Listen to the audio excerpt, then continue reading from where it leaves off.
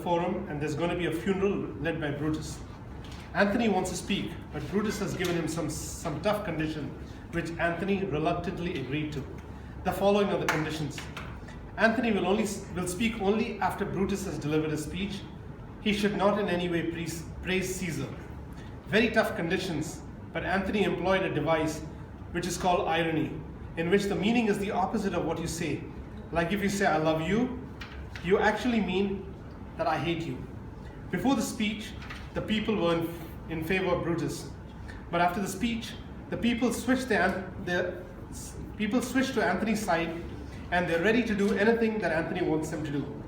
Brutus was chased out of Rome, and fled to Egypt, and Antony's army in hot pursuit. Cornered, he decided to kill himself. He asked his friend Cassius to hold his sword firmly, and Brutus impaled himself with the sword by running against it. Enjoy your presentation.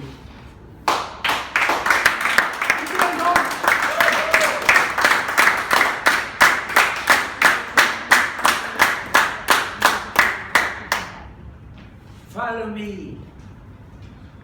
Bring me the audience and my friends. I will hear Brutus speak. The noble Brutus is ascending. Be patient till the last.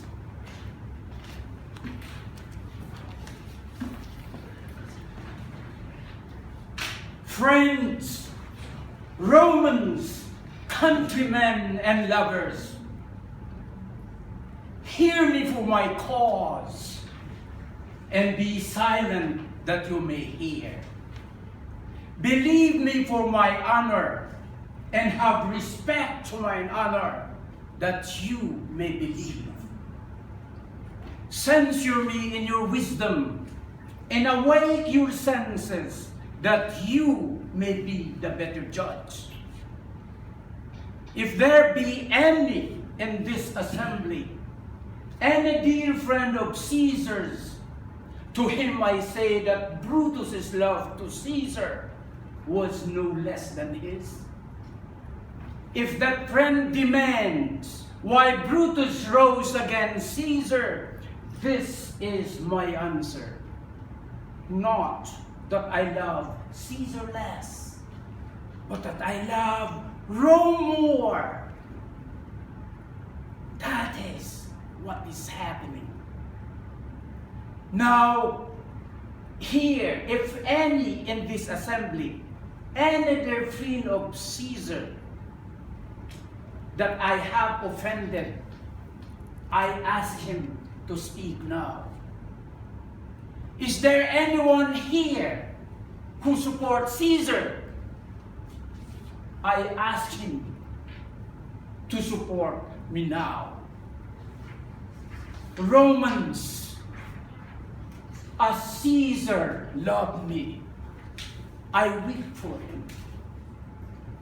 As he was fortunate, I honor him. As he was valiant, I honored him. But as he was ambitious, I killed him. There are tears for his love, joy for his fortune, honor for his valor, and death for his ambition. Who is here so base that would not be a Roman? Who is here so proud that would not love his country? If any, speak, for him have I offended. Is there anyone here who does not want to be a Roman? If any, speak, for him have I offended. I pause for a reply. Live, Brutus, live, live. Bring triumph unto his house.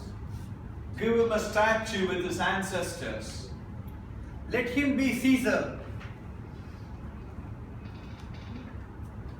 Here comes Antony, Caesar's friend, who is mourning for him. The question of his death is enrolled in the capital. Though Antony had no hand in his death, he is going to receive his benefit, his place in the commonwealth. And who of you shall not? I have killed Caesar for the good of Rome, and I have this dagger for myself. If my country is going to be better, that it needs my death. Antony is coming. Stay bold and let us hear Mark Antony.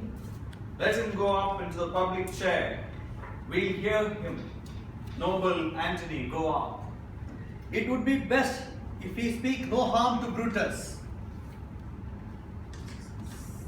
Caesar was a tyrant. We are blessed that Rome is rid of him. You gentle Romans, Peace ho. Let's hear him. friends, Romans, countrymen, lend me your ears. I come to bury Caesar, not to praise him. The evil that men do lives after them. The good is oft entered with their bones. So let it be with Caesar. The noble Brutus had told you Caesar was ambitious. If it were so, it was a grievous fault, and grievously had Caesar answered it. Here, under leave of Brutus in the rest, for Brutus is an honorable man, and so are they all honorable men, come I to speak in Caesar's funeral. He was my friend, faithful and just to me. And yet Brutus says he was ambitious, and Brutus is an honorable man. When that the poor had cried, Caesar had wept. The coffers of Rome were filled with ransom. Did this and Caesar seem ambitious? You must remember that in the Lupercal, I thrice presented him a kingly crown, which he did thrice refuse. Was this ambition? And yet, Brutus says he was ambitious.